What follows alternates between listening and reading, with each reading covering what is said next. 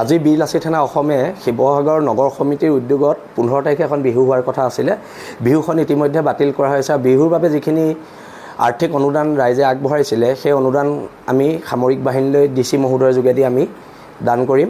আৰু এটা কথা স্পষ্ট, দেশৰ অখণ্ডতাৰ ক্ষেত্ৰত আৰু দেশৰ কাৰণে আমাক বহুত মানুহে কেতিয়াবা দেশদ্ৰোহী বুলি কয়। আজি আমি এটা কথা স্পষ্ট কৰি দিছোঁ, আমি জাতিক যিমান ভাল পাওঁ দেশকো আমি সিমানেই ভাল পাওঁ আৰু দেশৰ ক্ষেত্ৰত কোনো ধৰণৰ আপোচ কৰা নহ'ব। আৰু এটা কথা স্পষ্ট, ভাৰতীয় সেনাসকলে যিটো ত্যাগ কৰিছে, যিখিনি ত্যাগ কৰিছে, ত্যাগক আমি শ্ৰদ্ধা জনাইছোঁ, আমি সেৱা জনাইছোঁ।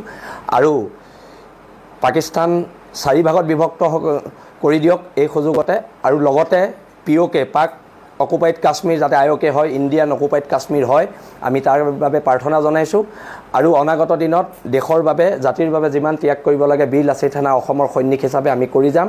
আৰু এই সিদ্ধান্তত আমাৰ কেন্দ্ৰীয় সমিতি সম্পূৰ্ণ সহমত আছে, আমাৰ জিলা সমিতি সহমত আছে। আৰু সেইবাবে